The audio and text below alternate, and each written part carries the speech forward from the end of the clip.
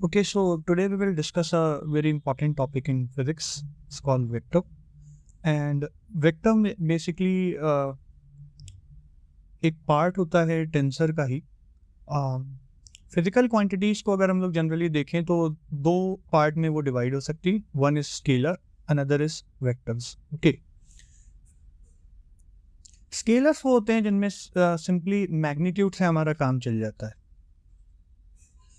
That's all. अगर magnitude हमारे पास है, फॉर एग्जांपल अगर हम मास की बात करें तो 10 kg अगर हमारे पास है, so that is enough to define a scalar. Vector के केस में हमें मैग्नीट्यूड के साथ साथ डायरेक्शन की भी रिक्वायरमेंट होती है. तो मैग्नीट्यूड जो हमारा है वो तो चाहिए ही रहेगा, लेकिन इसके साथ साथ we will need direction. Okay, अगर हम 11th-12th के स्टूडेंट्स की बात करें तो वेक्टर की नीड हमें ज़्यादा तब आती है जब हम लोग 2 डायमेंशन में जाते हैं. ऑल्दो 3 डायमेंशन में भी हम लोग डिफाइन करेंगे, मगर हम लोग 2 डायमेंशन में जब जाते हैं तो मेनली वेक्टर की नीड आती है. 1 डायमेंशन पूरा चैप्टर हम लोग कवर कर सकते हैं विदाउट स्टडीइंग वेक्टर्स. और इसका सिंपल सा एक रीज़न है कि अगर हम लोग 1 डायमेंशन क्वांटिटीज़ की बात करें तो 1 डायमेंशन में सिर्फ और सिर्फ 2 डायरेक्शन होती है. एक अगर एक्स एक्सिस से रिप्रेजेंट करें तो एक positive direction of x axis से और दूसरी negative direction of x axis से, और उससे हमारा काम सिंपली चल जाएगा.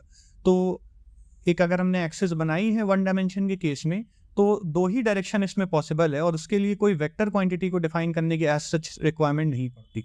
वन पॉजिटिव डायरेक्शन है, एक को नेगेटिव डायरेक्शन हम लोग कह देंगे. एंड सिंपली जो भी हमारा डिस्टेंस है, डिस्प्लेसमेंट है, वेलोसिटी है, एक्सेलरेशन है 1 डायमेंशन में, वो सारी चीज़ों को हम लोग without having a knowledge of vector हम उसको सिंपली एक्सप्लेन कर सकते हैं. मगर अगर हम 2 डायमेंशंस में जाएंगे, सो 2 डायमेंशन में मल्टीपल डायरेक्शंस इन्वॉल्व हैं. इनफैक्ट अगर हम देखें तो 2 डायमेंशन में इनफाइनाइटली हर डायरेक्शन में हम जा सकते हैं. सो यहाँ पे a lot of direction is possible, and simply positive and negative से हम 2 डायरेक्शन तो दिखा सकते हैं, लेकिन अदर डायरेक्शंस को हम लोग दिखाने के लिए एक क्वांटिटी को ही हमें डिफाइन करना पड़ेगा, वो है वेक्टर्स. ओके, नाउ वेक्टर्स को अगर हमें समझना है तो सबसे पहले हम उनका रिप्रेजेंटेशन देखेंगे.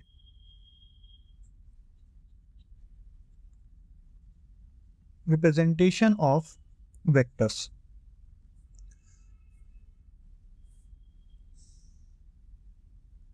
ओके, सो किसी भी वेक्टर को अगर हमें रिप्रेजेंट करना है, we will simply require an arrow just like this.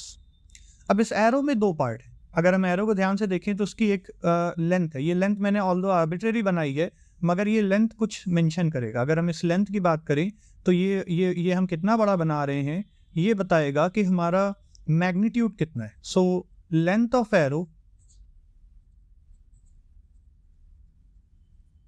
ये क्या देता है, gives an idea of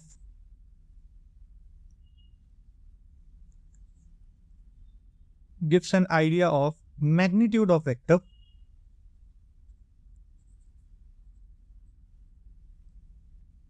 whereas अगर हम इसकी डायरेक्शन की बात करें तो वो इस एरो हेड से रिप्रेजेंट होगा.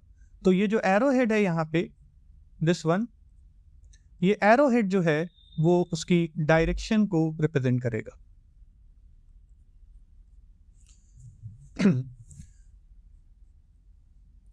यूजुअली अगर हम लोग एक प्लेन में बात कर रहे हैं तो 4 डायरेक्शंस होती है हमारे पास.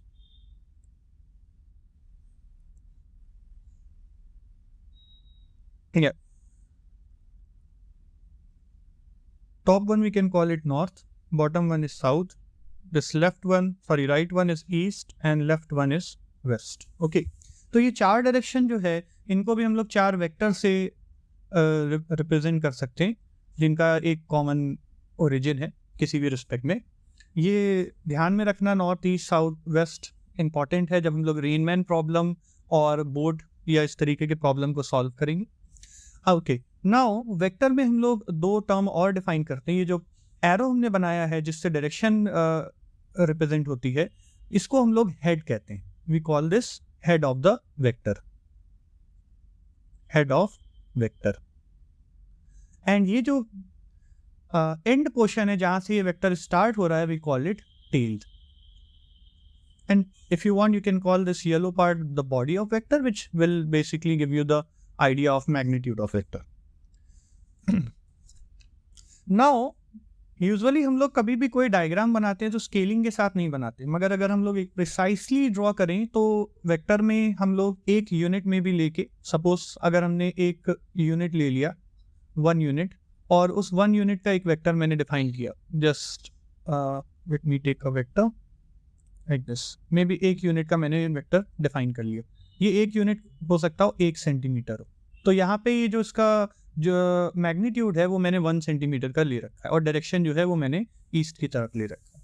तो अगर मुझे फॉर एग्जांपल 5 सेंटीमीटर के डिस्प्लेसमेंट ईस्ट के अलोंग रिप्रेजेंट करना है, so all I have to do is I have to take the multiple of this vector 5 times, we have to scale this vector 5 times. तो अगर मैं इसका एक rough diagram दिखाऊं तो ये ऑलमोस्ट 5 टाइम कुछ इस तरीके का दिखेगा, 1 2 3 4 एंड 5, लाइक अप्रॉक्सीमेटली कुछ इस तरीके का दिखेगा। सो अगर ये वेक्टर मे बी एक वेक्टर ए है सपोज, तो ये जो वेक्टर है दिस विल बी 5a। क्या इसका मीनिंग है? इसका सिंपल मीनिंग है कि इस डायरेक्शन तो मैंने सेम रखी है, मगर 5 टाइम्स मल्टीप्लाई कर दिया, सो ये जो वेक्टर है ये अपने मैग्नीट्यूड का 5 टाइम्स हो गया। सिंपल। ओके, कौन कौन सी ऐसी क्वांटिटीज हैं जो हम लोग ने अपने जूनियर क्लासेस में मेनली पढ़ लिया होगा, और वो वेक्टर क्वांटिटीज हैं। उनमें अगर हम बात करें तो डिस्प्लेसमेंट, इसका डायरेक्शन होता है। इसी का एक स्केलर पार्ट है डिस्टेंस, जिसमें डायरेक्शन नहीं होता। सिमिलरली वेलोसिटी, उसमें भी डायरेक्शन होता है। इसका स्केलर अगर हम देखें तो वो स्पीड होता है, उसमें डायरेक्शन की रिक्वायरमेंट नहीं पड़ती। सिमिलरली फोर्स की अगर हम बात करें, न्यूटन लॉज में जो हम लोग ने पढ़े हैं, किसी भी तरह का फोर्स हो, no matter what kind of forces, सभी फोर्सेस के पास एक डायरेक्शन होता है, और उसको रिप्रेजेंट करने के लिए एक वेक्टर की रिक्वायरमेंट पड़ सकती है। इस तरह की और भी अदर क्वांटिटीज हैं जो 11th एंड 12th के कोर्सेज में आपको थ्रू आउट मिलेगी। ओके, नाउ रिप्रेजेंटेशन में इसका एक डायग्रामेटिक रिप्रेजेंटेशन हो गया। लिखने के तौर पे अगर हम देखें तो वेक्टर्स को हम लोग मेनली एक बोल्ड लेटर से या तो रिप्रेजेंट करते हैं। जनरली बोल्ड लेटर हम लोग कभी भी अपने लिखने में फॉलो नहीं करते। डबल एरो भी हम लोग, डबल ऐसा लेटर बना के भी लिखा जा सकता है और बोल्ड बना के लिखा जा सकता है। तो suppose if you are representing a vector for force, हमने एफ बनाया है, तो इसको या तो हम बोल्ड बना देंगे, but it's always safe to put an arrow over it. तो यहाँ पे ये जो एरो है, ये एरो हम लोग डायरेक्शन के हिसाब से नहीं रखेंगे। वो वेक्टर किसी भी डायरेक्शन में पड़ा हो, एरो सिंपली इस तरीके से बनाया जाता है टू डिनोट कि ये एक वेक्टर क्वांटिटी है। ओके, नाउ दो बहुत इंपॉर्टेंट वेक्टर जो फिजिक्स में हमें बहुत ज्यादा काम देंगे, वो है position vector and displacement vector. Position vector and second है डिस्प्लेसमेंट वेक्टर।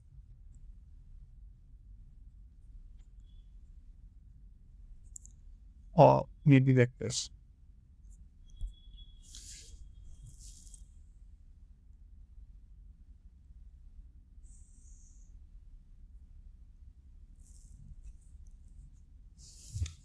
पोजीशन वेक्टर के लिए हमें सबसे पहले एक कोऑर्डिनेट सिस्टम की रिक्वायरमेंट पड़ेगी। कोई एक कोऑर्डिनेट सिस्टम हमने बना लिया, Cartesian coordinate system, Y axis, X axis, and we have define a origin. Now position vector क्या करता है,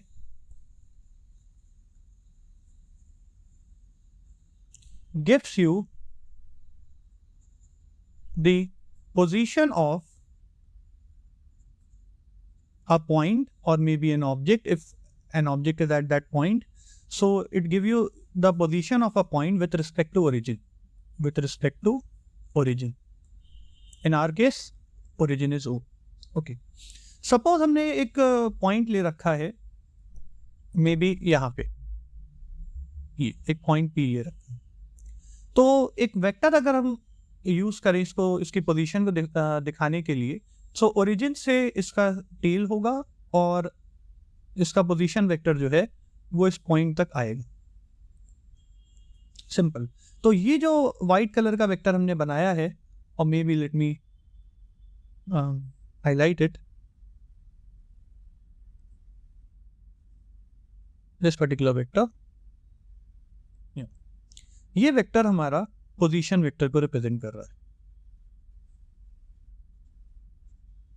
किसका? ऑफ पॉइंट जो हमारा पॉइंट P है उसके पोजीशन को ये रिप्रेजेंट कर रहा है, we called it a position vector. इसमें इसका मैग्नीट्यूड तो ऑफ कोर्स ये लेंथ ऑफ एरो होगी, ये इसका एंगल भी हम लोग डिटरमाइन कर सकते हैं। एंगल हमेशा एंटी क्लॉकवाइज डायरेक्शन में ज़्यादा हेल्पफुल रहता है, although we can define it other way, Y axis से भी आपका उसको डिफाइन किया जा सकता है। तो अगर हम लोग एक्स एक्सिस से उसको डिफाइन करें, so maybe we can take angle theta, so we can say कि ये एक्स एक्सिस से थीटा एंगल पे है, तो इससे आइडिया लग जाएगी कितना डायरेक्शन है। तो theta will give you the idea of direction की, एंड इसका मैग्नीट्यूड उसका जो हमारा पोजीशन वेक्टर है उसका जो मैग्नीट्यूड है, it will give you the idea of how much the magnitude of vector is. Okay, simply the length of arrow will give you that idea. Okay, now ये तो simple एक position vector हो गया। कोई भी एक point आपने बनाया है, ओरिजिन से उसकी तरफ एक वेक्टर हम लोग बना देंगे, वो उसका पोजीशन वेक्टर होगा। ये बहुत हेल्प होता है पोजीशन वेक्टर की जो नॉलेज है। अभी इनफैक्ट जब हम लोग डिस्प्लेसमेंट निकालेंगे तो भी उसमें पोजीशन वेक्टर की बहुत ज़रूरत पड़ेगी। न्यूमेरिकल सॉल्व करने में भी पोजीशन वेक्टर्स का रिक्वायरमेंट आती है। अब अगर हम लोग डिस्प्लेसमेंट वेक्टर की बात करें तो अगेन उसके लिए हम लोग कंसिडर करते हैं एक्सिस को, no, okay, so we will consider coordinate system, and इसको हम लोगों ने फिर से डिफाइन किया है, एक को x लिया, एक को y लिया। Okay, now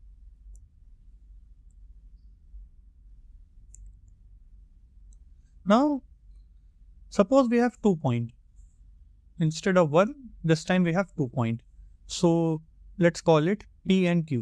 This point is P and this point is Q. Okay, so we have 2 points P and Q. The position vector of these points will be a vector from origin towards this point, again another vector from origin to this point. Simply ये दोनों हमारे position vector हैं। अगर हम इनकी बात करें ये कौन है, तो ये जो P तक आ रहा है ओरिजिन से, ये हमारा पोजीशन वेक्टर है। इफ सिंपली मैं उसको PV लिख रहा हूँ, ऑल्दो PV उसको डिनोट नहीं किया जाता, पोजीशन वेक्टर है P का, और ये हमारा है पोजीशन वेक्टर Q का। नाउ डिस्प्लेसमेंट वेक्टर कैसे डिफाइन किया जाएगा? सपोज ये जो पार्टिकल है ये P से Q की तरफ मूव किया है, so we will have a vector जो P से स्टार्ट होगा एंड Q की तरफ जाएगा। P से स्टार्ट होगा, Q की तरफ जाएगा। तो ये जो एक वेक्टर है जो P से Q की तरफ डिनोट कर रहा है, ये आपका डिस्प्लेसमेंट वेक्टर होगा। Okay, so basically displacement vector is that vector which tells you how much and in which direction हमारा पार्टिकल है या ऑब्जेक्ट है या जो भी कोई चीज़ है वो मूव की। ओके, सो ये क्या करता है, it tells us how much and in which direction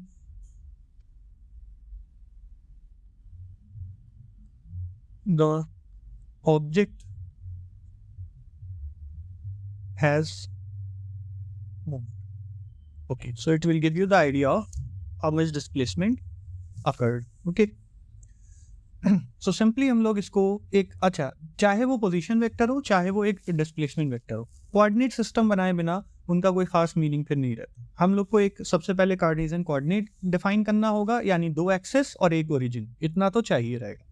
अगर हम 3D में जाएंगे तो फिर वो 3 एक्सेस और एक ओरिजिन की रिक्वायरमेंट पड़ेगी और फिर वो 3D में बनेगा। मगर हम लोग 2D कंसिडर कर रहे हैं तो 2D में 2 एक्सेस एक ओरिजिन चाहिए रहेगा डिफाइन करने के लिए। With respect to that origin only we can define a position vector और a displacement vector. Okay, now vector को फर्दर अगर हम लोग देखें, पोजीशन वेक्टर और डिस्प्लेसमेंट वेक्टर तो दो एक तरीके से हम लोग कह सकते हैं हेल्पिंग वेक्टर्स हो गए किसी क्वांटिटी को डिफाइन करने के लिए। वेक्टर्स का अदर भी कुछ पार्ट है, उनमें सबसे 2 इम्पॉर्टेंट अगर हम वेक्टर की बात करें वो होंगे पोलर एंड एक्सियल वेक्टर।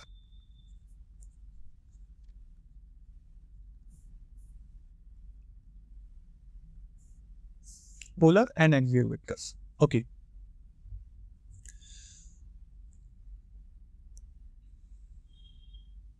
सबसे पहले अगर हम लोग पोलर वेक्टर्स की बात करें,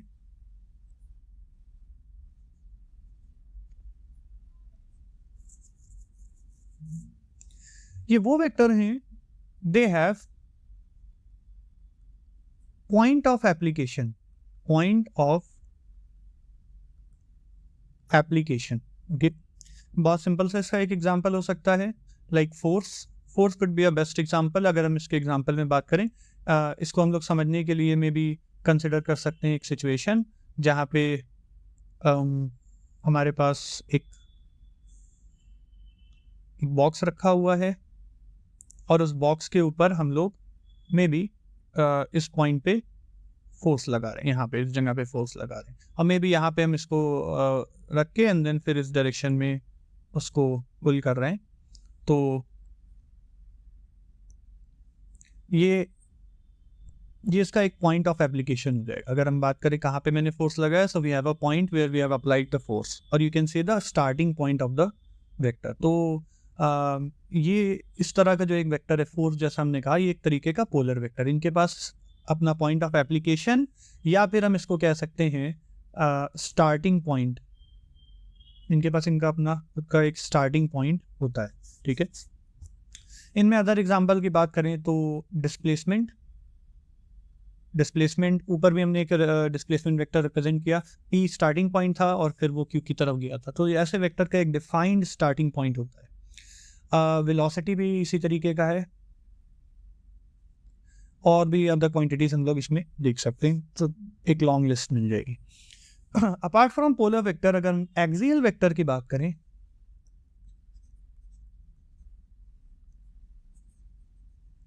सो ये बड़ा इंटरेस्टिंग है। एक्सियल वेक्टर मेनली वो वेक्टर्स होते हैं, अगर हम इनको सिंपली बोलें तो जनरली ये क्रॉस प्रोडक्ट से निकल के आते हैं ज़्यादातर केसेस में। जैसे अगर हम लोग बात करें एंगुलर वेलोसिटी की, या फिर हम लोग बात करें टॉर्क की, torque could be a very good example.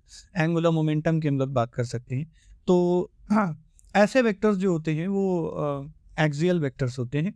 और एक्सियल वेक्टर को एक्सियल वेक्टर एक्चुअली बोलते हैं इसलिए हैं क्योंकि इनका एक एक्सिस ऑफ रोटेशन होता है, और इसलिए क्या रिप्रेजेंट करता है, किस तरीके का होता है, उसके ऊपर अभी हम बात करेंगे। सो ये वेक्टर्स वो हैं जो रोटेशनल इफेक्ट को दिखाते हैं। रोटेशनल इफेक्ट, कोई ऑब्जेक्ट अगर रोटेट कर रहा हो तो उस केसेस में उसकी घूमने की एंगुलर वेलोसिटी हो, चाहे वो मोमेंट ऑफ फोर्स या फिर हम टॉर्क कहें, या फिर उसका एंगुलर मोमेंटम की बात करें, जो कि लीनियर मोमेंटम का ही एक वो पार्ट है जो लीनियर मोमेंटम लाइन में लगता है। Angular momentum is corresponding term for a circular motion की, और may be or rotatory motion. तो कोई भी रोटेशनल इफेक्ट के करस्पॉन्डिंग अगर एक कोई वेक्टर है तो जनरली वो एक एक्सियल वेक्टर से रिप्रेजेंट करता है। ऑफ कोर्स जिस एक्सिस में भी वो रोटेशन हो रहा होगा, जिस प्लेन में वो रोटेशन हो रहा होगा, उसके परपेंडिकुलर डायरेक्शन में एक एक्सिस हम लोग इमेजिन कर सकते हैं, जिस एक्सिस के अलोंग वो एक्सिस को हम लोग कह सकते हैं वो एक्सिस ऑफ रोटेशन है हमारे वेक्टर की। ओके, अच्छा, ये जो एक्सिस ऑफ रोटेशन इसकी है, एक्सिस ऑफ रोटेशन, ये एक्सिस ऑफ रोटेशन के लिए हम लोग राइट हैंड स्क्रू यूज करते हैं। मतलब सिंपली अगर हम लोग उसके एक डायग्राम देखते हैं तो उससे ज्यादा क्लियर होगा।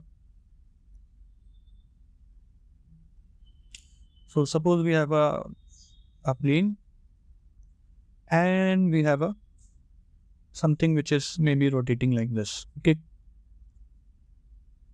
so इस डायरेक्शन में अगर हम लोग अपने हाथ को राइट हैंड रख के अगर इस प्लेन पे कर्ल करें, सो ये साफ समझ में आ रहा है कि ऊपर की तरफ अपवर्ड डायरेक्शन में ये पॉइंट करेगा। सो जो इसका एक्सिस ऑफ रोटेशन होगा वो समवॉट इधर की तरफ होगा, दिस वन। अगर हम इसकी एक्सेस को कंप्लीट करें तो मे बी मैं ऐसे बना सकता हूँ। सो ये जो रिप्रेजेंट करेगा ये इसका एक्स, ये जो वेक्टर है ये वेक्टर है एक एक्सियल वेक्टर जो इस रोटेशन के करस्पॉन्डिंग एक वेक्टर को रिप्रेजेंट कर रहा है। लाइक एक वेक्टर है ये जो इस रोटेशन को, जो इस प्लेन में रोटेशन हो रहा है, इसके ये एंटी क्लॉकवाइज इस केस में रोटेट हो रहा है, तो एंटी क्लॉकवाइज के केस में अप साइड की तरफ एक वेक्टर हमने इमेजिन किया जो एक्सिस के अलोंग पॉइंट कर रहा है। कहने का मतलब ये है कि इस प्लेन में अगर रोटेशन हो रहा है तो ये वेक्टर जो है वो इस प्लेन के परपेंडिकुलर जो रोटेशन की एक्सिस है उसके अलोंग पॉइंट करेगा। सो ये वेक्टर हमारा एक्सियल वेक्टर कहलाएगा। सिमिलरली अगर हमारा मे बी रोटेशन हम चेंज करें, इस तरह की जगह अगर मैं इसको इस तरीके से बना लूँ, अगेन एक रोटेटरी इफेक्ट को हम फिर से बना रहे हैं। Okay, may be like this. और इस केस में हमने अगर एक वेक्टर को दिखाना है, ओके, इस केस में ये ऐसा नहीं होगा, ये इनफैक्ट डाउनवर्ड होगा। और या so this vector this time will represent again a axial vector जो कि हमारे प्लेन में हो रहे इस रोटेशन को दिखाएगा। अच्छा, डायरेक्शन इंपॉर्टेंट है जो मैंने मिस की है। इस केस में डायरेक्शन क्लॉकवाइज हो रहा है। सो क्लॉकवाइज डायरेक्शन अगर हो रहा है, राइट हैंड रख के अगर हम लोग 4 फिंगर्स को कर्ल करेंगे तो डाउनवर्ड डायरेक्शन में ये पॉइंट आउट करेगा। और ये जो एक्सिस है ये इसकी एक्सिस ऑफ रोटेशन है। This axis is basically the axis of rotation. और इसी एक्सिस ऑफ रोटेशन के अलोंग एक वेक्टर को हम लोग डिफाइन करेंगे जो कि एक्सियल वेक्टर होगा। एक्सियल वेक्टर के केसेस बेसिकली रोटेशनल चैप्टर में इनका डिटेल मिलेगा, तो यहाँ पे इसकी बहुत ज़्यादा डेप्थ में हम लोग को बात नहीं करना है। ये किस तरफ पॉइंट आउट करता है और किस तरीके का दिखाई देता है। पोलर वेक्टर से हमारा ज़्यादा काम रहेगा आने वाले अगले बहुत सारे लेक्चर्स में। और पोलर वेक्टर बेसिकली वो होते हैं जिनका एक पॉइंट ऑफ एप्लीकेशन होता है और वहाँ से सिंपली जिस भी डायरेक्शन में वो अप्लाइड है या जिस भी डायरेक्शन में ऑब्जेक्ट मूव कर रहा है, in the case of displacement या फोर्स लग रहा हो या मे बी उसकी वेलोसिटी वेक्टर हो या फिर हम उसका एक एक्सेलरेशन रिप्रेजेंट कर रहे हो, तो जो भी एक वेक्टर क्वांटिटी को अगर हम रिप्रेजेंट कर रहे हैं वो पोलर वेक्टर की मदद से हम लोग सिंपली करेंगे आने वाले सभी लेक्चर्स में, जो अपकमिंग लेक्चर्स में। एक्सियल का जो केस है वो रोटेशनल चैप्टर में मिलेगा और उसकी डिटेल हम लोग वहीं पे उसको देखेंगे।